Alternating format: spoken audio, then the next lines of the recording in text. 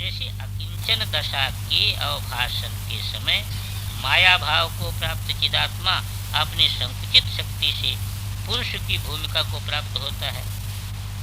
उक्त शक्तियां भी उस भूमिका के योग्य परिमित वैभव के उपभोग के लिए कंचुक बन जाती हैं।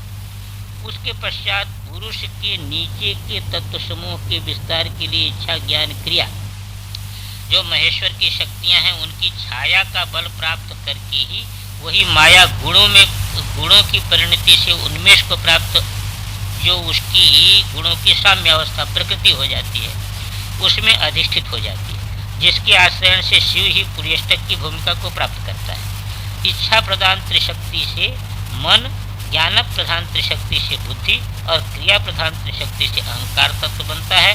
पांचों शक्तियों के संबंध से ज्ञान शक्ति के प्राधान्य से पांचों ज्ञानेंद्रियों का आविर्भाव होता है एवं क्रिया शक्ति के प्राधान्य से पांचों कर्मेंद्रियां उत्पन्न होती हैं। बाह्य जगत में भी इन्हीं शक्तियों के द्वारा स्थूल भावों की भूमिकाओं को भी क्रीडार्थ व स्वेच्छा से ग्रहण करता है। अब इसको समझिए, कैसे समझेंगे? 36 तत्व हमने उस दिन बताया था ना, और बताया था कि 3 अंड मानते हैं, 3 क्रम है सृष्टि, एक शक्त्यंड, मायांड, प्रकृत्यंड। तो शक्ति अंड में सारा का सारा काम उस शक्ति में ही है और स्व से बाहर अभिव्यक्ति नहीं। जो इच्छा ज्ञान क्रिया है तदेक्षत बहुश्याम प्रजाएय, वो अंदर ही है, बाहर सृष्टि किसी प्रकार की नहीं, बाहर उसका भान भी नहीं है, सृष्टि अंदर ही है।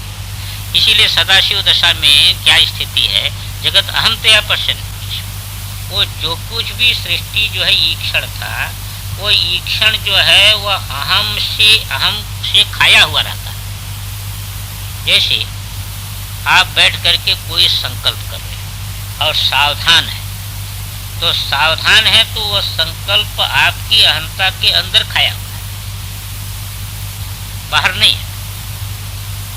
आप सावधान हैं कि ये संकल्प मात्र है और स्व से अतिरिक्त यहाँ कोई वस्तु नहीं है।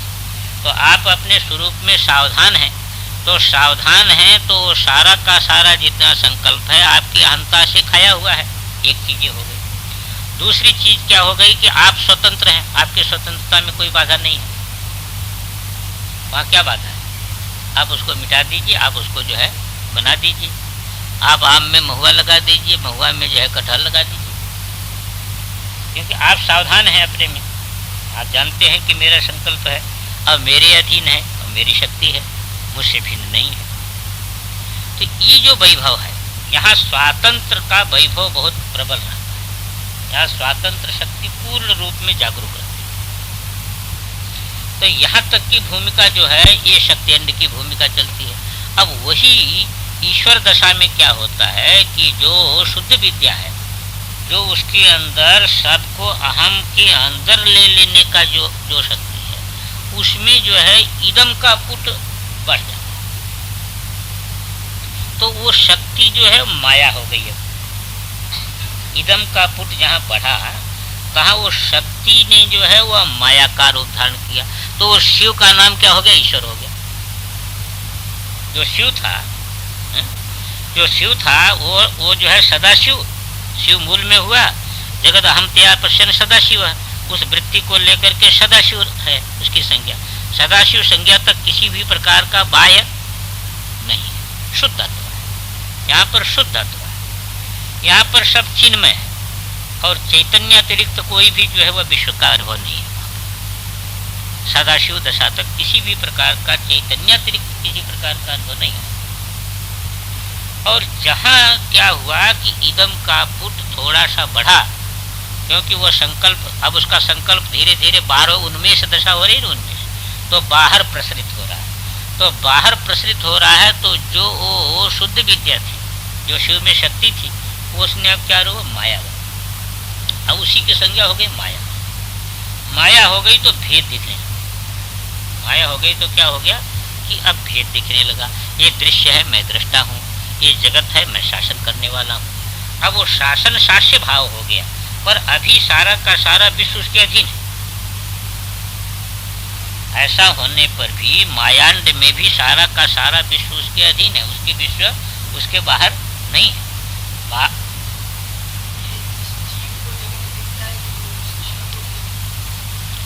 अभी तो आप ईश्वर जीव को अलग करके रखें तो मैं क्या बताऊं। मैं तो उधर से कह रहा हूं, आप इधर से प्रश्न पूछ रहे हैं। मैं उधर से कह रहा हूं, ईश्वर को जगत नहीं दिखता तो शासन कैसे करता है? सभी के कर्म संस्कारों का ज्ञान नहीं हो तो कैसे तत्व शरीर का निर्माण करता है ईश्वर? सोना यदि चेतन हो तो भूषण जरूर दिखेगा उसको, और यदि जड़ है तो नहीं दिखेगा।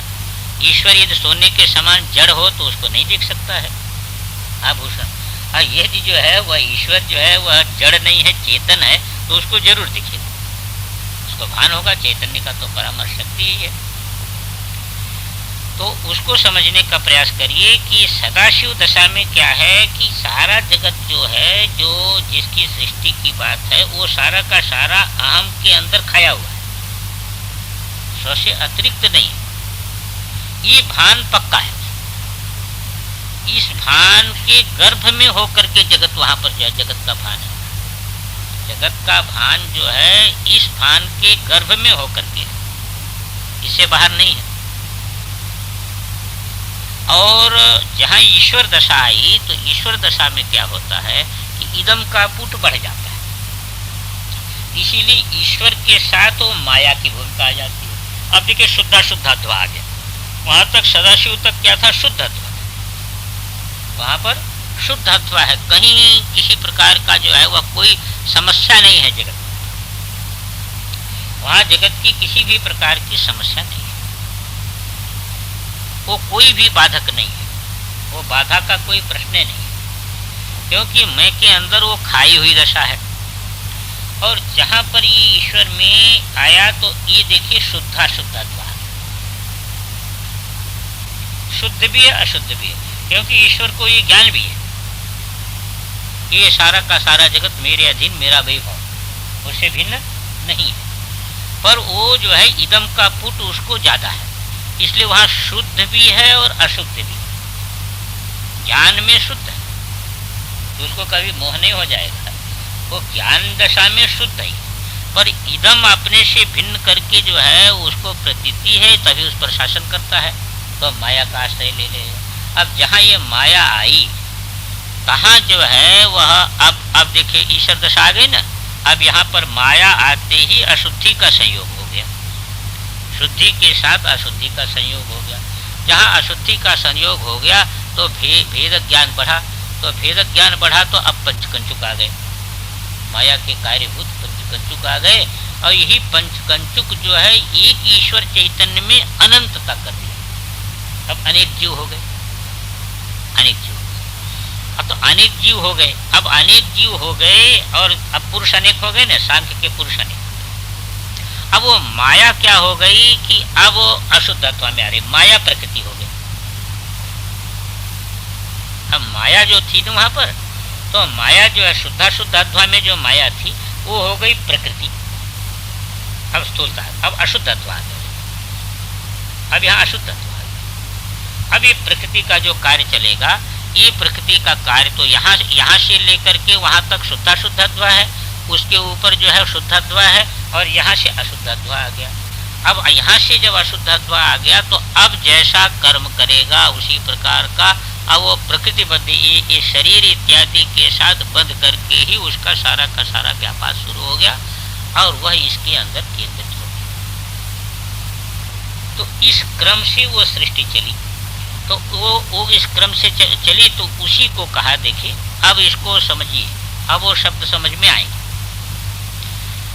शब्द समझ में आएंगे कि देखिए शुद्धाध्वा में उपादान भूत अत्यंत स्वच्छ चिद आनंद इच्छा ज्ञान क्रिया, बस ये 5 हैं। ये चिद को शक्ति मानते, चिदानंद इच्छा ज्ञान क्रिया। इसको समझने के लिए वेदांत के अनुसार ऐसा समझेंगे कि सत जो है ना, सत को छोड़ दिया, सत यही है सत्ता, और उसमें 5 शक्तियां कौन है? चिदानंद इच्छा ज्ञान क्रिया। उस सत्ता में कल्पित 5 शक्तियां कौन हुई? चिदानंद, इच्छा, ज्ञान, क्रिया, ये 5 जो है शुद्ध अध्वा की शक्तियां हो गई। वही अधा अध्वा में जब नीचे उतरेंगी ना, तो 5-5 करके तत्वों का क्रम से अवतरण कहा जाएगा। जैसे अकिंचन दशा में अब किंचित वही पंच कंचुक आ गया है। पंच और कंचुक के अवभाषण के समय माया भाव को प्राप्त चिदात्मा अपनी संकुचित शक्ति से पुरुष की भूमिका प्राप्त हो जाता है। अब 5 कंचुक से वही पुरुष बन गया। कौन? वही ईश्वर। ईश्वर बन गया, अब क्या? पुरुष बन गया। तो पुरुष भूमिका को प्राप्त हो जाता है। उक्त शक्तियां भी उस भूमिका की योग्य परिमित वैभव के उपभोग के लिए कंचुक बन जाती हैं। और वो शक्तियां जो थी ना, जो क्या थी कि चिदानंद, इच्छा, ज्ञान, क्रिया थी, वही अब क्या हो गई? उसकी पंच कंचुक बन गई। तो पंच कंचुक हो जाती हैं। अब उसके पश्चात पुरुष ईश्वर के नीचे के तत्व समूहों के विस्तार के लिए इच्छा, ज्ञान, क्रिया रूप जो महेश्वर की शक्तियां हैं, उनकी छाया के बल प्राप्त करके वही माया गुणों की परिणति से उन्मेष को प्राप्त जो गुणों की साम्यावस्था है, वही तद्रूप में प्रकृति हो गई। अब उसमें अधिष्ठित हो जाती है और उसके आश्रय से ही शिव ही पुर्यष्टक की भूमिका को प्राप्त हो जाता है। इच्छा प्रधान त्रिशक्ति से, देखो, इच्छा प्रधान त्रिशक्ति से क्या हो जाता है? मन। और ज्ञान प्रधान त्रिशक्ति से बुद्धि, और क्रिया प्रधान त्रिशक्ति से अहंकार तत्व बन जाता है। अब 5 शक्तियों के संबंध से ज्ञान शक्ति के प्रधानता से 5 ज्ञानेंद्रियां का आविर्भाव हो, और क्रिया शक्ति के प्रधानता से 5 कर्मेंद्रियां हो गई। तो इस प्रकार बाह्य जगत में भी इन्हीं शक्तियों के द्वारा स्थूल भावों की भूमिका को भी क्रीडार्थ व स्वेच्छा से ग्रहण करता है। अब आगम में क्या हो गया यहाँ कि वो आगम कहता है कि वो स्वेच्छा से यहाँ तक आया है, आप पराधीनता से नहीं आए, क्योंकि चेतन कभी भी पराधीन नहीं होता। जैसी जैसी इच्छा करता गया, देखने की इच्छा किया तो चक्षु इंद्रिय उत्पन्न हो गई, यही आता है ना उपनिषदों में। तो जैसी जैसी इच्छा किया तैसी तैसी इंद्रिय बन गई और तैसा तैसा बच गया। तो यहाँ तक यह अपनी इच्छा से आया, और जिस क्षण इसको छोड़ करके अपने स्वरूप में प्रतिष्ठित होना चाहेगा, उस समय कोई नहीं रोक सकता। यदि आप किसी चीज को नहीं छोड़ पाते हैं, तो उसमें क्या है? हेतु क्या है? आपका तद विषयक मोह है। अभी आप उससे स्वतंत्र नहीं होना चाहते, अपने मूल में नहीं जाना चाहते, यही तो हेतु हो गया। पर छोड़ने में प्रत्येक स्वतंत्र है कि नहीं स्वतंत्र?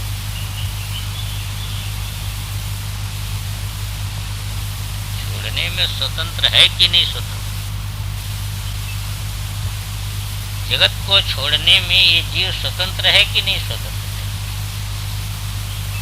भाई बनाने में पराधीनता हो सकती है, छोड़ने में तो पराधीनता नहीं है। बनाने में पराधीनता ये है कि हम अपने स्वरूप को भूल गए हैं, तो बनाने में पराधीनता है। पर छोड़ने में क्या पराधीनता है? छोड़ने में कितना समय लगता है? बनाने में समय किसी चीज के लग सकता है, पर छोड़ने में तो आपकी इच्छा, स्वतंत्र इच्छा ही जो है वह बस यही हेतु है। आपको इच्छा हो जाए छोड़ने की, बात छोड़ दें। तभी बड़े बड़े लोग राजपाट छोड़ करके चले जाते, कैसे चले? इच्छा शक्ति है, तो छोड़ने की शक्ति है इसमें। तो इसी प्रकार जैसे बाह्य के ममत्व को छोड़ने की शक्ति है, ऐसे शरीर का अध्यास भी छोड़ने की शक्ति है, और जो है वह सूक्ष्म शरीर के अध्यास को भी छोड़ने की शक्ति है। ये है कि वस्तुतः जो है वह उसके ऐसी इच्छा हो जाए, उसकी इच्छा बहिर्मुखता को छोड़ करके पलट जाए तो ये स्वतंत्र है, छोड़ सकता है। तो इसी बात को कहते हैं कि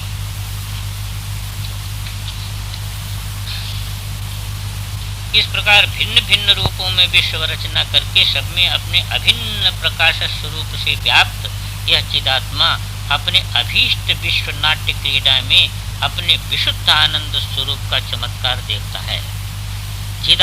इच्छित तादात्म्य से शिव योगी भी इसी आनंद चमत्कार को स्वविभूति में अनुभव करता है। मतलब क्या हुआ कि जैसे शिव अपने स्वातंत्र से चीटी पर्यंत में क्रीड़ा कर रहा है, शिव चैतन्य जो है वह अपने स्वातंत्र से संकल्प पूर्वक चीटी पर्यंत शरीर में क्रीड़ा कर रहा है। चैतन्य वैश्य का वैश्य है, देखिए उसकी क्रीड़ा हो रही है?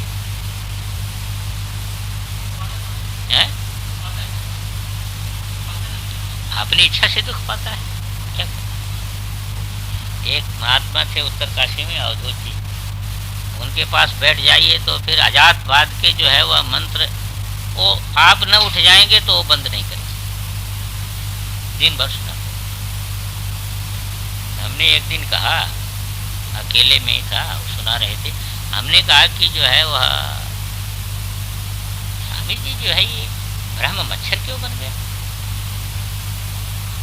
तो बेवकूफी, उन्होंने तो वेदांत की दृष्टि से बोल दिया बेवकूफी। उस समय तो हमको क्या खराब लगा कि जो है ब्रह्म को बेवकूफ बना रहे हैं, पर अब बात वेदांत से समझ में आ गई कि भाई जो है वह बेवकूफी तो है ना, अज्ञाने तो है ना। अरे अज्ञाने है मच्छर बन गया, और आगम दृष्टि से स्वातंत्र ये स्वातंत्र रूप बेवकूफी समझ लीजिए कि वो ऐसा संकल्प करता रहा, मच्छर तक आ गया। अब जब पलटना चाहे, जब अपनी इच्छा को बदले, पीछे जाना चाहे, तब पीछे जाना चाहे तब उसको तो स्वतंत्र ही है, उसको कौन रोक सकता है? उसको रोक नहीं सकता। यहाँ पर ये बताया कि जैसे शिव, वहाँ शिव दशा को देखिए आप। अब शिव दशा से क्रमशः जो है उन्मेष जब किया ना, तदेक्षता बहुत श्याम प्रजा ही है, ये उन्मेष, उस उन्मेष से भूतक क्रम से आकर के यहाँ तक चला आया। तो वहां से वो शिव भाव में अपने को सारा जो है जगत अपना वैभव मान करके क्रीड़ा कर रहा है। उसको तो क्रीड़ा दिख रही है ना, इसलिए उसको क्रीड़ा दिख रही है, इसलिए उसको दुख सुख नहीं है। हम लोगों को दुख सुख मालूम हो रहा है। अरे जैसे देखिए कोई नाटक करता है, न्यारा नहीं होता है, कोई नाटक करता है और रोने का पार्ट करता है, ऐसा रोता है कि देखने वाले रोने लगते हैं। नहीं रोने लगते हैं? ऐसा रोता है कि देखने वाले रोने लगते हैं, तो उसका दुख सहन नहीं कर पाते। पर उसके अंदर जो ज्ञान है उसमें वो किंचित दुखी नहीं है, किंचित भी दुखी नहीं। ये जगत है, विलक्षण है। तो क्रीड़ा है ना, उसकी तो क्रीड़ा है, और देखने वाले रो रहे हैं, देखने वाले लोग रो रहे हैं और उसकी तो है क्रीड़ा। इसलिए ज्ञान इसमें है, वो तो क्रीड़ा देख रहा है, वो खेल रहा है, विभिन्न शरीरों में खेल रहा है। इसी में आएगा आपको कि एक नाटक हो रहा है, नाटक का चयन हो रहा है, उसमें जो है रंगमंच क्या है और प्रेक्षक कौन है और खेलने वाला कौन है, ये सब इसी में आएगा, आगे आएगा तृतीय में। तो कहने का तात्पर्य है कि देखो ये क्रीड़ा कर रहा। अब शिव योगी का तादात्म्य वहां से हो जाता है, वो शिव भाव से, इसलिए उसको सारा विश्व अपना क्रीड़ा में, खाली ये शरीर नहीं, सारे शरीर उसमें जो है वो क्रीड़ा रूप मान। दुख सुख कहाँ क्रीड़ा में, कहीं दुख सुख है? दुख सुख दिखता है क्रीड़ा में, पर दुख सुख होता नहीं है। बंधन कहाँ है? बंधन कहाँ है? बंधन यही है, स्वप्न में बंधन कहाँ रहता है बोलिए? वही संकल्प बंधन करके मालूम होता है, बंधन रहता है वहां। जैसे आप सोए हैं चारपाई पर शांति से, और कहे सपने में जो है आपको किसी ने चोर मान करके पुलिस ने पकड़ लिया और हथकड़ी लगा करके ले जाने, और सभी के बीच से जिस गांव में, जिस नगर में आप इतने सम्मानित थे इतने काल से, और उसके बीच में से हथकड़ी लगा करके पुलिस ले जा रही, उस समय आपकी मन की दशा क्या होगी? आपकी मन की दशा बड़ी भयंकर। और यदि कोई साधु बीच में मिल जाए और कहे क्या दुखी होता है, अरे ये जो है सपना है जगत, क्या दुखी होता है, तो आपको यही लगेगा कि बस लगे तो इसका सिर फोड़ दें। पर जब आप जग जाएंगे तो किसकी बात, उस साधु की बात सच्ची होगी कि आपका अनुभव सच्चा होगा? आपका सब अनुभव झूठा हो जाएगा। सारा अनुभव जिसको आप बड़े भयंकर रूप में अनुभव किए वो जगते झूठा हो जाएगा और वो साधु की बात सच्ची हो जाएगी। सपने का था पर बात उसकी सच्ची होगी। वही मैं कहता हूँ, इस समय भी ये सपने का ही सब हो रहा है, पर ये बात सच्ची है। आपका अनुभव, हाँ सब सपना है, पर सपने की ये बात सच्ची है। आपका अनुभव जो हो रहा है सुख दुख का, वो झूठा है। ये जो सपने का जो ये ग्रंथ और सपने का जो ये गुरु उपदेश कर रहा है, ये इसकी बात सच्ची है। और जगने के बाद आपको यही पक्का होगा कि यही सच्चा था और मेरा सारा अनुभव जो जीवन भर का था ये झूठा। इस बात पर तो कम से कम विश्वास रखा करिए, इसको पक्का करिए। अच्छा, तो चिदात्म तादात्म से शिव योगी भी इसी आनंद चमत्कार को स्वविभूति रूप में अनुभव करता है। भूत संधान भूत पृथकत्व विश्व संघटना, ये इस सूत्र का ये निर्गलित निचोड़ है। ये निचोड़ बता दिया, मुख्य अर्थ बता दिया। बीच में जो है वो सिद्धि रूप अर्थ बताया था, और यह जो है मुख्य सिद्धि जो है शिव सिद्धि रूप अर्थ बता दिया। इसी को जो है वह स्पंद कारिका इत्यादि में करते हैं ना, जो दुर्बलोपी, बहुत दुर्बल है कोई योगी, अत्यंत दुर्बल है, पर तदाक्रम में यतः कार्य प्रवर्तते। जब वो जो है अपने अंदर अनुसंधान करता है तो वो दुर्बलता अलग हो जाती है। वो जो काम करना चाहता कर ले, उसको दुर्बलता जो है बाधा नहीं करती, उसको दुर्बलता बाधा, बिल्कुल बाधा नहीं। ये बहुत बार साधक जीवन में भी अनुभव भी होता है। जब आप अंदर एक बार अनुसंधान कर लें तो आपको 1 से 4 बुखार है, चाहे जो है 5 बुखार है, आप जो है ये अनुसंधान करते करते आपको मन में आ गया कि ये काम करना है, तो फिर वो दुर्बलता कोई काम नहीं करेगी, सब कर।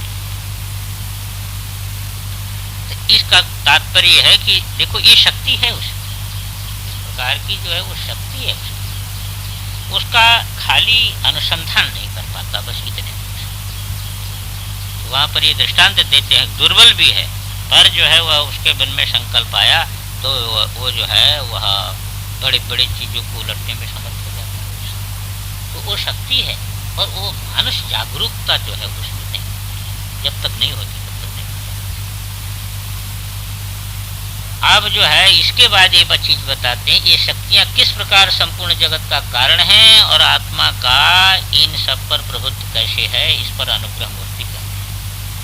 दूसरी चीज इसमें ऐसा भी लेते हैं, इस सूत्र का अवतरण ऐसा भी मानते हैं कि ये तो सिद्धि की बात हो, मित्य सिद्धि में सारी बातें पहले बता दी है ना, और जब अहमेव सर्वम उसका संकल्प क्या आ गया, ये तो मित्य सिद्धि की बात आई ना कि ऐसा ऐसा यहाँ तक किया और सारे जगह क्रीड़ा करना, और जब उसके अंदर वृत्ति आ गई उधर से हट गया, उनमें निमेश की तरफ अहमेव सर्वम, तो शुद्ध विद्या दे हो जाए, यह शुद्ध विद्या जगत अहम ते अपश्यन, सदाशिव भाव को जब वो देखता है तब क्या होता है कि उसमें चक्रेशत्व सिद्धि हो जाती है।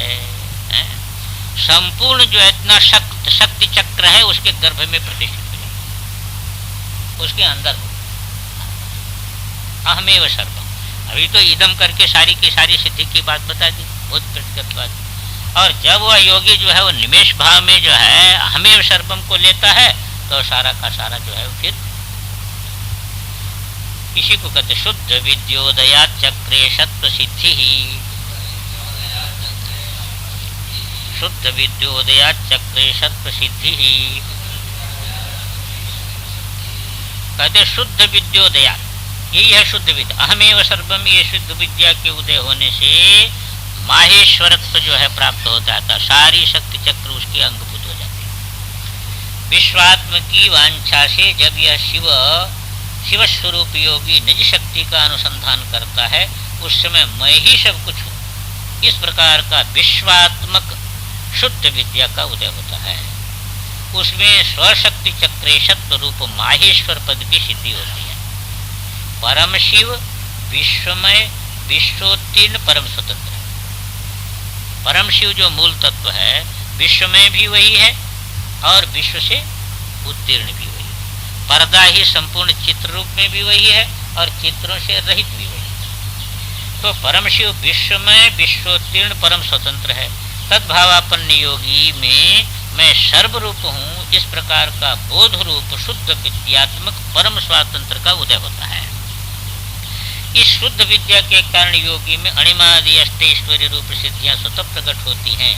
यही चक्रेशत्व सिद्धि है, ये स्वतः होती। अब उसका बहिर जो है, अभी ये उसकी स्वतः की, यह क्या हो गई, ये सारी शक्तियां स्वतः में विलीन रहती है। वह कोई उसके प्राकट्य की बात नहीं, क्योंकि आम से वो घुर्म कर लेता सारी की सारी, तो सारी शक्तियां उसके अंदर संगठित हो जाती हैं।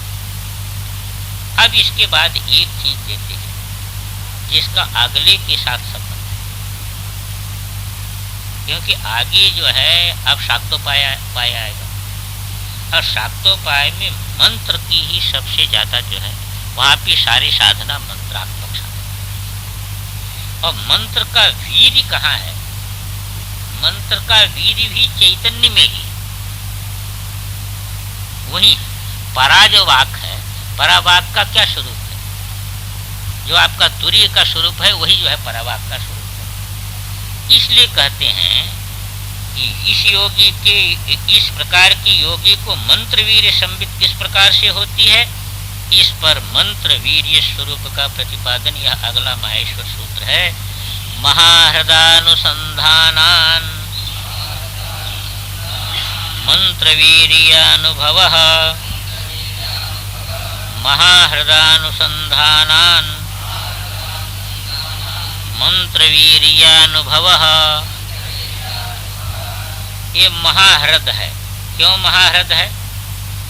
एक तो दुर्लक्ष्य है, चैतन्य जो है दुर्लक्ष्य है और इसका था नहीं मिलता। देखिए जो है, दर्पण में कितना भी प्रतिबिंब पड़ता जाए और वह नीचे जितने दूर करते जाओ नीचे नीचे होता जाता है, पर उसका था नहीं मिलता कि कितनी गहराई इसमें। नदी आदि में देखते हैं कभी कभी बहुत दूर का वृक्ष है और उसमें बहुत दूर दिखाई दे रहा, अंदर जो है बहुत दूर दिखाई दे रहा है, जितना इधर दूर है उतना दूर उधर दिखाई देता है। ऐसी चैतन्य में सारा का सारा विश्व डूबा हुआ है और कहीं इसका था नहीं मिलता है। इसलिए क्या होता है, इसका नाम है महाहृद। इसको महाहृद कहते हैं। गंभीर होने से, दुर्लक्ष्य होने से, अनावृत होने से, स्वच्छ होने से इसको महाहृद कहा गया। इसका अनुसंधान, महाहृद के अनुसंधान पूर्वक जो बाघ निकल जाता है, वो बाघ जो है वह सिद्ध बाघ, वही मंत्र शक्ति है। महाहृदानुसंधान से मंत्र वीर्य का अनुभव इसके अंदर उत्पन्न हो जाता है। इसी के आधार पर अगला पूरा का पूरा प्रकरण चलेगा, इसलिए उसका वहीं विचार कर लेंगे। परासंविधि स्वच्छ होने से, अनावृत होने से, गंभीरत्वादि धर्मयुक्त होने से महाबृहत कही गई। चिदात्मैव महाशानो निराचारो महाहृदः विश्वम निमज्य तत्रैव विमुक्तस्य विमोचकः। कहते चिदात्मा जो है, जो महेशान परम शिव है, वह निराचार संपूर्ण क्रिया से रहित महाहृद है। उसमें जो है विश्व को निमज्य, जिसको संकेत करते हैं ना, ये योग के अनुसार भी वहीं जाता है। वो कहते हैं ना, मनः प्रत्यक्षिते सविधमवधायात मरुतः प्रहिष्यद रोमाणः प्रमद सलिलोत्संगित दृशः यदा लोक्याह्लादम हृदयैव निमज्यामृतम। बातो दृष्टा। तो इसी प्रकार जो है यहाँ मुख्य जो है वह जिसको हार हृदय चित्त संगठता, महावीर अनुभव पहले आया था, हृदय में चित्त का संघर्ष करने से। अब इसको कहते हैं कि ये जो चिदात्मा है यही जो है महाहृदय है, और इसमें विश्व को निमज्ज, विश्व को डुबा दो तो विमुक्तस्य विमोचक, आप भी मुक्त हो जाता है और दूसरे को मुक्त करने में समर्थ होता है, गुरु हो जाता है। उस महाहृदय के अनुसंधान से, निरंतर तादात्म्य विमर्शन से मंत्रों की वीर्यभूत पूर्णाहंता का अनुभव स्वात्म रूप से होता है। परम शुद्ध शक्ति विग्रह सृष्टि स्वभाव चिदात्मा ही विश्वोद्भव में मूल आधार है। वही देश काल वस्तु की कल्पना से हीन महाहृदय के समान होने से महाहृदय कहा गया है। इसी को आत्मा का अकृत्रिम बल कहते हैं। यानी चैतन्यता ये आत्मा का अकृत्रिम बल है, और बाकी जितने बल हैं वो माया गुण के संयोग से मालूम है। जो चैतन्यता है आप में, ये आपका अकृत्रिम बल है। ये जो है आपका जो है, इसी को आत्मा का अकृत्रिम बल कहते हैं। इसी आनंद चित रूप से अनंत शक्तियां विकसित होती हैं। आनंद हो गया शक्ति, चिद हो गया शक्तिमत। इसी दो से जो है वह अनंत शक्तियों का विकास होता है। इस मूल चिदात्मा एवं उसकी परावाक रूपा शक्ति, ये जो परावाक रूपा जो शक्ति है, इसका अनुसंधान करने से साधक योगी महामंत्र रूप हो जाता है, एवं महामंत्र शक्ति का अनुभव प्राप्त करके वह जो कुछ कहता करता है सब सफल होता है। उसमें किसी प्रकार का जो है अंतर नहीं। तो जितना भी मंत्र है, मंत्र की सिद्धि इन भूमिकाओं में जाकर के होती है। मंत्र पूर्ण कहाँ होता है कि चैतन्य रूप होकर। वह शक्ति जो है, पहली शक्ति उसकी कहाँ आती है कि जब जो है, देखिए उसकी भूमिका है। अभी हम लोग जो शब्द बोल रहे हैं ये वैखरी भूमिका में शब्द। ये जब मानस भूमिका में जब वो ये है ना, मध्यमा भूमिका में मंत्र चला जाएगा तो वहाँ शब्द अर्थ एक हो जाते हैं। जैसे शब्द ने ये सारा मध्यमा भूमिका में, वहाँ शब्द अर्थ एक है, दो नहीं। वहाँ वो शब्द अर्थ एक ही है, दो नहीं। इसीलिए जिस प्रकार का संकल्प होता जाता है वैसे वैसे भरता जाता है, कोई दूसरी चीज नहीं। मध्यमा भूमिका में आपका मंत्र जब पहुंच जाता है तो वहाँ पर शब्द और अर्थ एक भूत हो जाते हैं। इसलिए उस भूमिका में जो बोल देता वही हो जाता है। और जब वो और अंदर जाता है तो वो जो है पश्यंती भूमिका में, तो पश्यंती भूमिका सारे विश्व को गर्भित करके रखती है। ये पश्यंती भूमिका, वहाँ पर जो है मंत्र वीर सारा का सारा गर्भित है। और परा में जब पहुँच जाता है, वस्तुतः परा से ही शक्ति मिल रही है। पर शक्ति कैसे मिल रही है? पराशी वो शक्ति पश्यंती भूमिका में है, पश्यंती से मध्यमा भूमिका में, और मध्यमा भूमिका ही शक्ति का केंद्र है। वहीं से वैखरी भूमिका में जो है वह उतरती है। तो जब परा भूमिका में जो है आपका मंत्र पहुंच जाता है तो वही वो सूत्र सिद्ध हो जाता है। कौन सा सूत्र? मंत्रात्म देवता मन पवना नाम ऐक्य निष्पादन, हाँ एक हो जाते हैं। तो जो है वह सर्व सिद्धि, यहाँ पर जो है सारी की सारी सिद्धि अपने आप स्वतः प्रकट है। तो ये बात यहाँ पर कह दी गई, इसी पर अगला जाएगा। तो इसको संक्षेप में हम लोग समझ लें। चैतन्य महात्मा यहाँ से शुरू था, चैतन्य महात्मा यहाँ से शुरू था। अब उसमें फिर जो है वह स्वातंत्र से जो ज्ञान आया, ज्ञानम बंधा है। अब यही जो है आ गया जो विशिष्ट ज्ञान, ये बंधन बताया था। फिर जो है अब यही आणव आलजी मल, वहाँ पर आणव मल, माइक मल, कारमज मल, ये तीन को बंधन ले लिया था ना, है? ये तीन हो गए थे बंधन। और भैरव भाव जो उद्यमो भैरवा से फिर क्या किया था, फिर भैरव भाव को प्राप्त जब हो जाता है तो शिव वैभव इसका हो जाता है। अब उसको जो है वह सारा का सारा वैभव बता दिया यहाँ तक, और अंत में जा करके जो है सारी सिद्धि बता करके अब मंत्र वीर्य का आधारभूत जो है भी जो है वह मूल स्वरूप ही है। मंत्र वीर्य का आधार कोई दूसरा नहीं है। इसको अगले प्रकरण से आरंभ करेंगे। ओम पूर्णमदः पूर्णमिदम्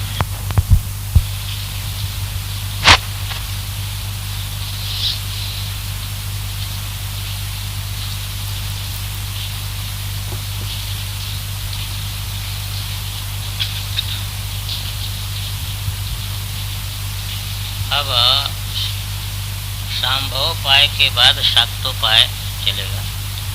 इसमें सहज विद्योदय, इसका नाम है सहज विद्योदय।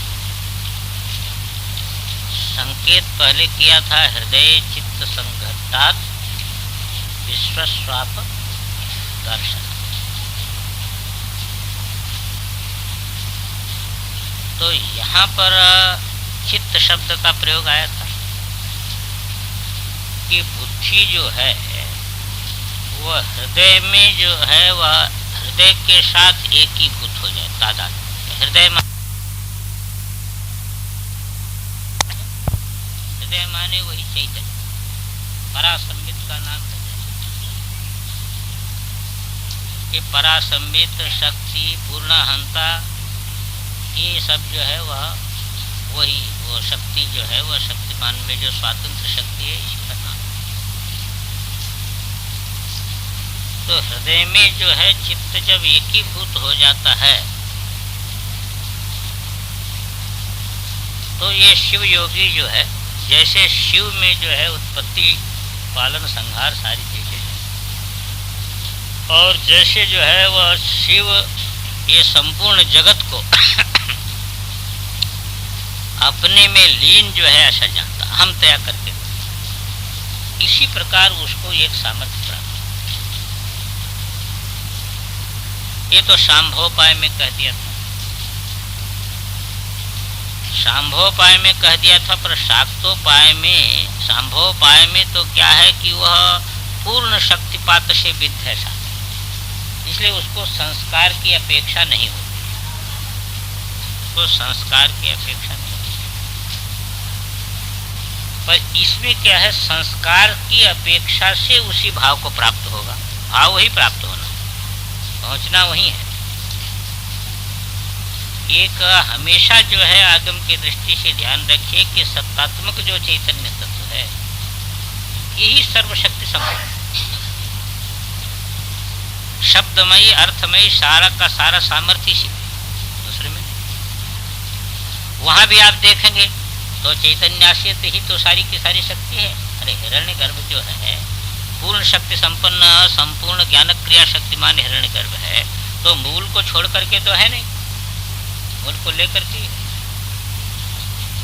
ज्ञान क्रिया शिवे नहीं किया संकांते सर्वजंतुषु, शिव के साथ जो है वह एकीभूत है ज्ञान क्रिया शक्ति, और उसका संक्रमण हो रहा है, अब उसकी प्रतीति हमारे में हो रही है, यहाँ पर प्रतीति हो रही है। जैसे जो है वह बल्ब में प्रकाश की प्रतीति होती है, तो विद्युत में गत जो प्रकाश है उसकी प्रतीति बल्ब में होती है, तो वहाँ पर विद्युत है तभी तो प्रतीति हो रही है, विद्युत के बिना तो नहीं। विद्युत की व्याप्ति प्रत्येक बल्ब में है तभी वहाँ प्रकाश की प्रतीति हो रही है। ऐसे चैतन्य मूल जो है वह शिव की व्याप्ति प्रत्येक अंतःकरण में है, जब तभी जो है वहाँ पर ज्ञान और क्रिया हो रही, नहीं तो नहीं। तो व्याप्ति तो है। अब एक ही चीज यहाँ पर क्या होती है कि चित्त में दो भाग होता है, चित्त में होता है दो भाग। एक भाग जो है वह चैत्य से संबंधित होता है और एक भाग स्वरूप से संबंधित होता है। इसको ठीक बैठाइए तभी ये मंत्र समझ में आएगा। आपका जो बुद्धि है, हमारी जो चित्त है, उसमें दो विभाग होता है व्यवहार का। एक तो दृश्य से संबंधित होता है और एक भाग जो है वह स्व से स्वरूप संबंधित होता है, जिसमें मैं हम कहते हैं। हमने घट जाना तो घटाकार जो चित्त हुआ ये तो जो है वह विषय संबंधित हुआ, और जो ज्ञाता उसका बनता है वो ज्ञाता से संबंधित जो चित्त है वह स्व-विश्रांत है। ये दो है। तो वस्तुतः क्या है कि वस्तुतः मूल ये है कि स्व जो है, जो स्वरूप है, उसी में वो भी कल्पित है। क्या? उसी में वो कल्पित, तो उसी में कल्पित है तो उसे भिन्न नहीं। पर यहाँ भेद जो हो जाता है, तो भेद में क्या हो जाता है कि दृष्टा अलग हो जाता है, दृश्य अलग हो जाता है। चित्त में ये दो भाग हो गया। चित्त में दो भाग हो जाने पर क्या होता है कि वो जो स्व में प्राप्त है वो विषय, स्व में ही वो विषय कल्पित है। ये जो प्राप्ति है, इस प्राप्ति का बोध नहीं होता, अभाव मालूम, अभाव नहीं है, इसमें भी अभाव नहीं है, हाँ, पर वो बोध नहीं है, बोध का अभाव। इस समय भी किसी वस्तु का अभाव नहीं है, क्योंकि सब जो है सारा का सारा विश्व स्व में कल्पित है, चैतन्य आश्रित है, चैतन्य आश्रित सारा का सारा विश्व है। तो स्व में कल्पित होने के कारण स्व से सत्ता प्राप्त कर रहा है, स्व से प्रकाश ले रहा है। पर माया यही है कि वो चित्त का आधा भाग तो जो है वह वस्तु विश्रांत हो जाता है और आधा भाग जो है वह स्व की तरफ रहता है। और क्या होता है कि वो जो दृश्य रहता है इसी में चित्त ज्यादा तन्मयता होता है, तो वह स्व में कल्पित है ये भान नहीं हो पाता। यही है दरिद्रता का हेतु, माने अपने वैभव को न जानने का हेतु यही, और तो नहीं होता है। यहाँ पर ये बताएंगे, यहाँ पर चित्त ये आएगा, चित्तम मंत्र ये आएगा सूत्र। पहले चैतन्य मात्मा, देखिए क्या आया था, चैतन्य मात्मा, और उसी चैतन्य में जो है वह कल्पित है चित्त। तो चित्त जो है वह मंत्र और चित्त और देवता अधिष्ठान एक भूमिका में आने चाहिए। मंत्र वो चित्त ही मंत्र है, जो हमको बाहर मंत्र मालूम हो रहा है ना, वो बाहर मंत्र तब तक मालूम हो रहा है कि दृष्टा विश्रांत नहीं हो रहा। मंत्र स्व विश्रांत नहीं होता है, स्व विश्रांत नहीं होता है, इसलिए मालूम होता है, बाहर मालूम होता है मंत्र भी अपने को। और स्व विश्रांत जब वो मंत्र होगा तभी उसमें से मंत्रत्व सिद्ध बने, तभी उसमें त्राण शक्ति आएगी। मननात् त्रायते इति मंत्र, मनु अवबोधने धातु है, और जो है वह त्रिपालने धातु है, पालने धातु। और